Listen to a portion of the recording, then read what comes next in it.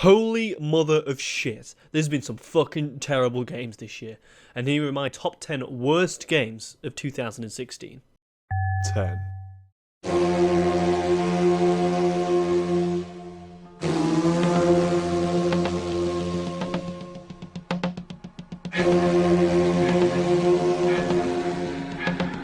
At number 10, it's Far Cry Primal, which some of you are probably going to be saying it's kind of unfair that this is on the list, with it kind of being more of a disappointment than it is a bad game. But I kind of tend to disagree with that on the kind of stance that it was a disappointment, and you'll probably see it on the disappointments list. But the reason why Far Cry Primal is kind of on here is because it completely ripped to shreds what Far Cry was for me. And in my opinion, it just did everything kind of completely wrong. It was kind of a cool idea, a cool premise to kind of go back in time, to this kind of Bronze Age, Stone Age, kind of era or whatever you will, and to be able to play through the time, with the dinosaurs and all that kind of cool thing, and mammoths kind of roaming around and saber-toothed tigers and shit like that. And there was no dinosaurs, I'm sorry about that, but it was kind of a cool idea, to kind of have it as an expander alone, but to have it as a full game, I mean, my god, it was just boring, and the story was kind of nonsensical.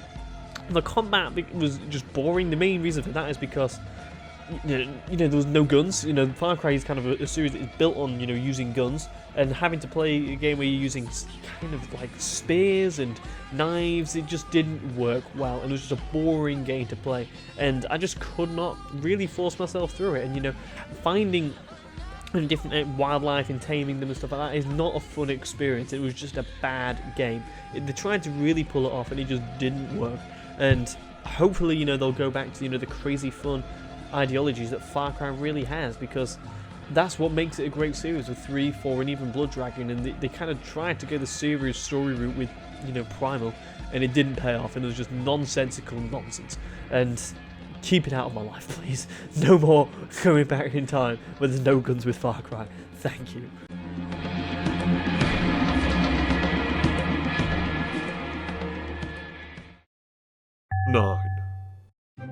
Number 9 is Pokemon Go, which I'm sure is a game that every single one of you watching this video has played, because it has been made by Niantic, and it was really a kind of a storm that kind of brushed over absolutely everyone on kind of the face of the earth, really. Anyone that owns a phone anyway seemed to have it.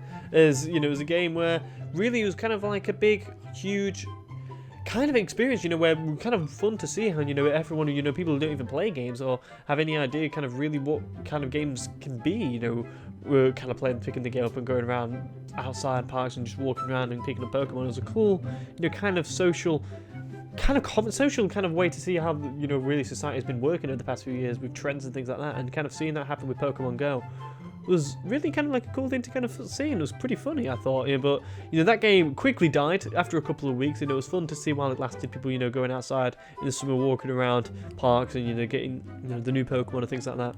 But the real reason why it's on this list as one of the worst games of the year is because there's no game there. Like, you literally do just get Pokemon, and you may find them if you want to. You can take gyms, but they're just there for some reason.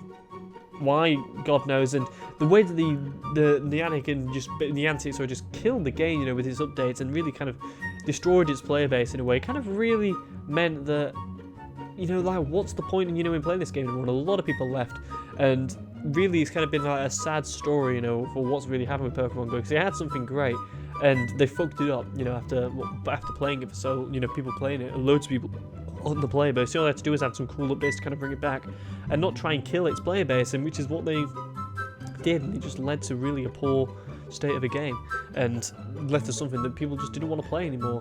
And it was really kind of like a sorry story. So it really did kind of deserve its place on the list, if I'm going to be honest, for the lack of gain that was there, and really kind of how the developers kind of gutted the game out of its existence in a way. Great.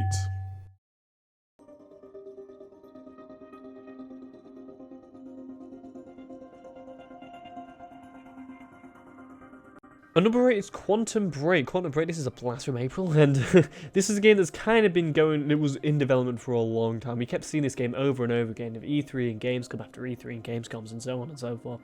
Seeing similar demos of using, time mechanics to really give, to kind of freeze time and be able to wander through and avoid gunshot and gunfire and everything like that, and it tried to blend this whole TV show thing with its game. It just didn't work. Like, as gamers, we don't want to be taking a break once we finished, you know, once we want to continue with the game and watch a 20-minute show. Like, it's a nice idea and all, but that's not what we want. We want to carry on playing the game, see the story through the game. We don't want to be watching, have the show go on alongside it. That's cool, you know, and say these are the right points to watch the show if you want to watch it. But I think it was just the way that they kind of forced the show to become upon you, and then and it's just such an immersion break going from game to show. You know, so the change in aesthetic and the change in the way the locations looked, it just didn't go well. And the characters in it were very boring.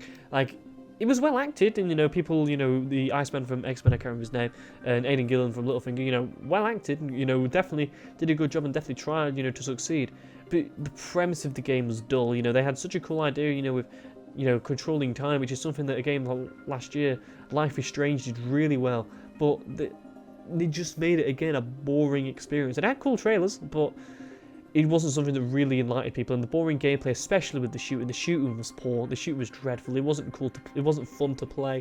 It was really an experience that people just wanted to forget. And it's something that really it hasn't really been talked about a lot until these worst games of the year or biggest disappointment discussions, because of something that really lacked in content, especially when it comes on the gameplay front. So Remedy, you know, did a really good job with Alan Wake. Probably need to look to going back to that series or going something along a different route. But this idea of going along with the TV show didn't work well, and hopefully they'll look for something else in the future.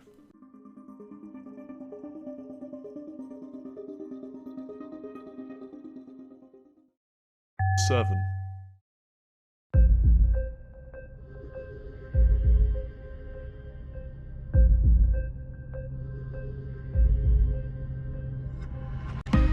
Alec Hines Gun. This is a game that came out in the March 1st. It's actually the third installment in the Death to Spies franchise. And it's been a game that's kind of been a little bit anticipated from that fan base, but not really making waves in the gaming industry at all. I actually played this game actually about a month after on PlayStation 4. And because it was really a game that, you know, I kind of like the setting. I like the idea of a spy in the Cold War and World War II. And the bugs in the game, it's the worst running game I've ever played. I'll go out there and say that, because the frame rate was just so inconsistent. At points where you're getting, you know, below 10 frames per second on a freaking PS4, and there's video proof of that if you want to go out there and have a look. But it just didn't it wasn't a well-optimized game. The game has been in development for around about 7 years as well, which kind of tells you kind of how bad of a job they did. You know, what did they do in that 7 years? It just wasn't well made. It was really poorly done. It seemed like they were trying to make it for the 360 and the PS3, and then just had to, you know, change the PS4 and just really couldn't get their head around making it for the hardware or something like that. There must have been something along them lines going into it, because they just couldn't get the game to run well.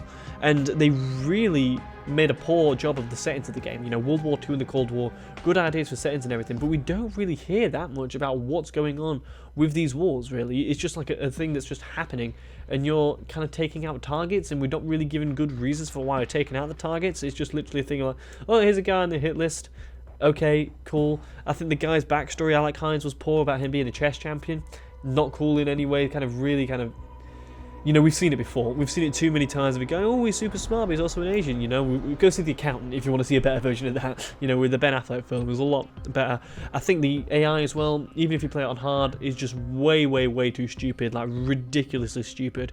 And I think people, you know, it's a very forgettable game. A lot of people probably haven't even heard of this game when it comes down to it, because it did not sell well at all. There was barely anything being talked about it at the time when it came out, and it was just a disappointment for a lot of people.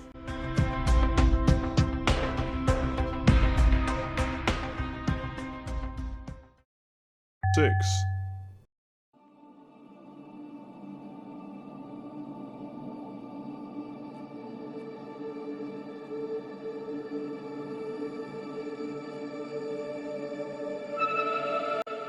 No Man's Sky by Hello Games. How many of you motherfuckers were wondering when this was going to come on the list? But I think it deserves its place at number 6, and because there's other games I was kind of toying away to put it on the list, because it obviously deserves its place on there, because the fact that, not only because, you know, it promised way too much more than what, you know, actually came out with the game, it was because there was no game there. You know, there was all these places that we could explore and see through and all that kind of good stuff, but there was nothing to do on these planets other than mine and get a better gun and manage your inventory. It's boring. We don't want this in our games, you know. They've really got the worst part of things like Minecraft. The actual mining in Minecraft, which is the boring bit. You know, when you're gathering resources and have to manage where to put them. Oh no, we have to go back and, you know, put these in here because I'm running out of stuff. Boring. And the same thing goes with, you know, even something like a game like Fallout when you're not mining, but having to manage your resources, and that is, you know, a boring thing to do. And that was the game. You know, that was what they thought was a really fun experience, especially after, you know, hyping these things up, like, you know, space battles and the odd time you may be able to see someone in the game and things like that, all sounded extremely cool. And how buggy it was as well, and the ending of the game, which they said was going to be something that's going to be really satisfying, is just nonsensical, absolutely ridiculous. It had a great soundtrack, don't get me wrong, but the game was utter trash. Like, literally nothing could be really so disappointing for a lot of people that was really getting hyped for this game. If you watch my podcast at all, you'd know that I really died out on the hype of this game around about a year before, when I kind of saw through it with, you know, showing the same demos again and again and again. And it's really disappointing for a lot of people, and I think it deserves its place that sits with the games that kind of coming after it. But, you know, Hello Games are definitely, you know, trying to get the game going again with an update, the Foundations update. We'll see how that goes, but for when it came out and the kind of the shocky hit site it's had of, you know, really diminishing its player base, having, you know, up to 200,000 players playing it at one time on Steam, then going down to less than 500 at points is really, really low. So we'll have to see what kind of happens with the game when, you know, more updates need to follow, and see what, you know, Hello Games have coming next. Make Joe Danger 3. Joe Danger was fantastic, 1 and 2. Why make the universe? They had to go ahead and make the entire universe. Don't do that, please. Go back to Joe Danger. Thank you.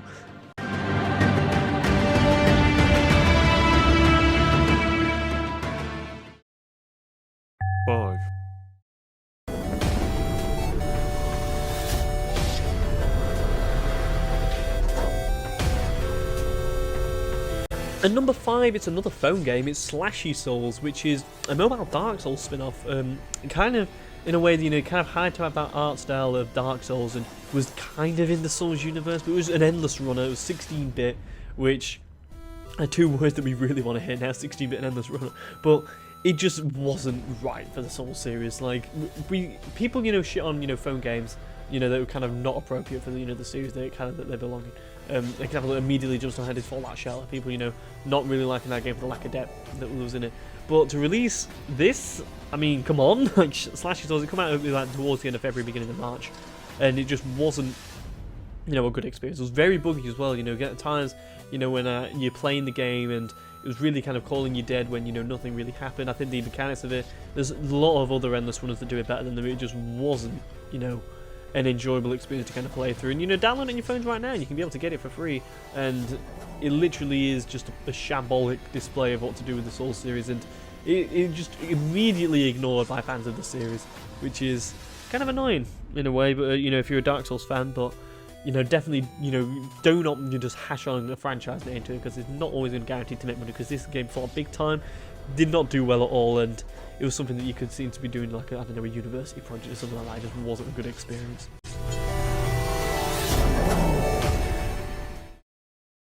Four.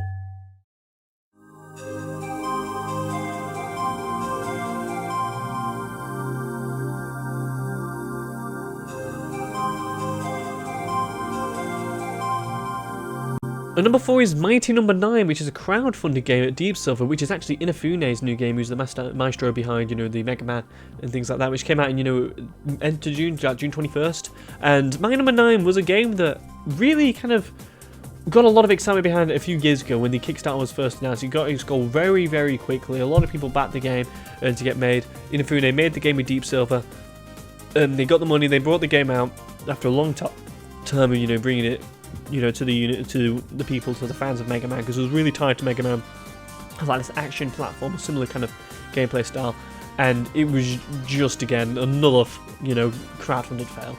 And I think they knew it was probably going to be a really terrible experience, probably around about a year or so before it came out. And I think the main reason why it was so bad was the gameplay loop didn't have that same enjoyment to it that Mega Man did. Like, the gameplay loop of Mega Man is fantastic, you know, one of the most pleasurable games that you can ever sit to play. Whereas this, it didn't have that at all. And the reason for that was, I think it was mainly because the robots that you're fighting against were so dull. I think they were, you know, because they were so static, and it was kind of over and over and over again. They wasn't really throwing new enemies at you, which Mega Man does a lot. I think also another reason for it is the level design was too repetitive. I think Again, they didn't do a good job of, trying to make new and interesting levels and new puzzles in the levels, which they do with Mega Man. They really kind of got lazy with it towards the end, I feel. And again, there was another game that really launched really terribly with a lot of bugs and looked poor. It looked like a really old game, not in the sense that, the art style was meant to look like that, but literally, the graphic fidelity of it all really looked bad and disappointed a lot of Mega Man fans. And for the rest of the people who was just really again to look at, I think, holy crap, this is like, how can they release something like this? It was a really bad experience. And it wasn't a great year for Inafune, with Recall coming out and not doing great, and then this as well. It's not been the best time for him, for a guy such a legend in the industry.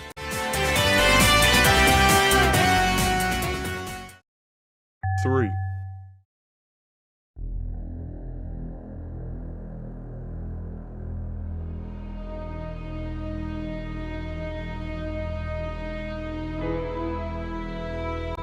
At number 3, it's A Semblance by Nilo Studios. A Semblance is a game that a lot of you probably haven't heard of. It's just a small indie game by Nilo Studios that came out at the end of June.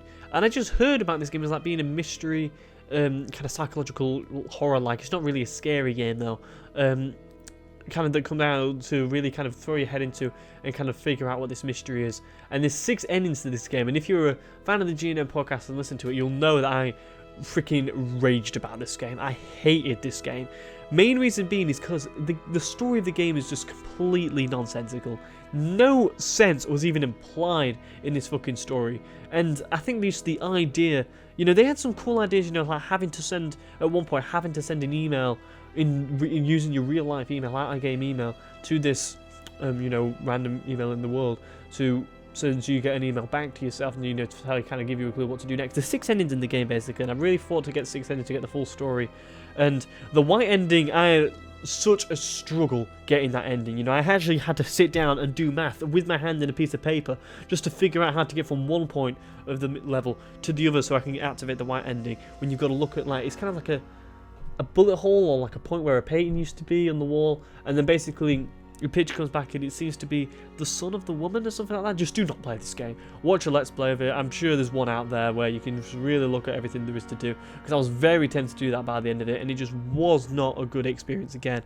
And it really disappointed me in the sense that I was kind of up for getting this mystery and had such a promising start of kind of like a mindfuck of a game, which really you've got to kind of concentrate on.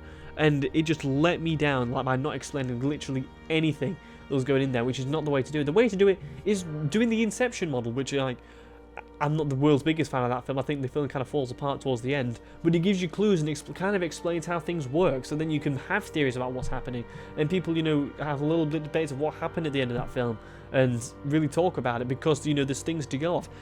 A Semblance didn't do that. It's just things happen and you've got to figure out how with no indication whatsoever.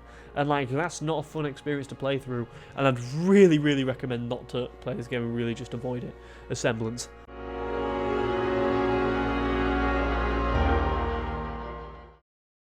Two.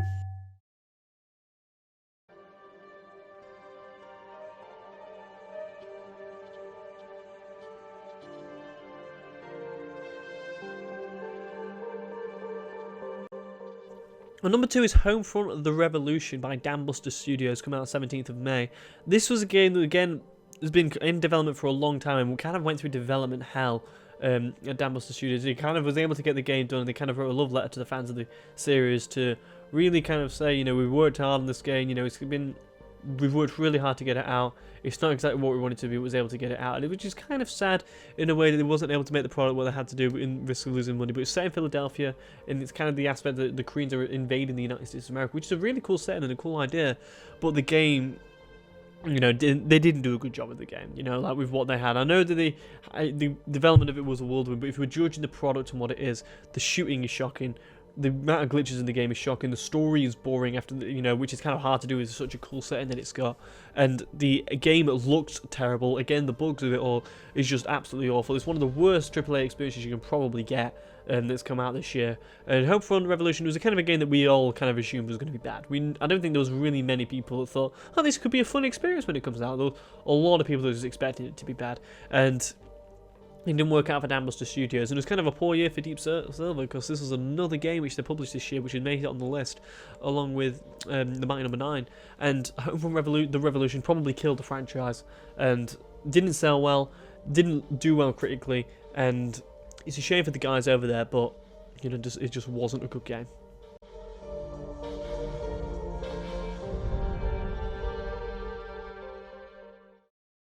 Four.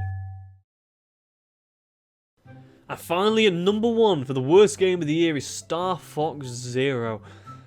One of the big Nintendo games, or Nintendo and Platinum games of the year that was coming onto the Wii U. Star Fox, again, another love franchise from back in the day of the SNES era, where you're playing, you know, in a space shooter, controlling the ship. You know, had really big success back in the day, you know, in the SNES and the GameCube with Star Fox. And Star Fox Zero, it wasn't a good sign from the very first time it was shown off at the Nintendo Direct, and then not hearing about it for a long time, and then showing it again, and the game just looking old. It was kind of inevitable that the game wasn't going to do well, and the controls of it, oh my god, like, unbelievably bad. And a lot of people, you know, really play the games inverted. Why? Because of the old Star Fox games, because, you know, you're controlling a ship, it makes sense, you know, to play inverted.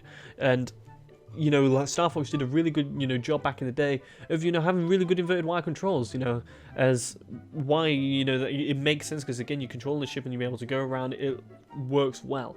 Whereas with, you know, the newer one, they kind of, you could have either, you could choose inverted Y, which again didn't work well because it was kind of like the tank controls from the the old Darksiders games. It just didn't work at all as kind of how you expected, not really intuitive.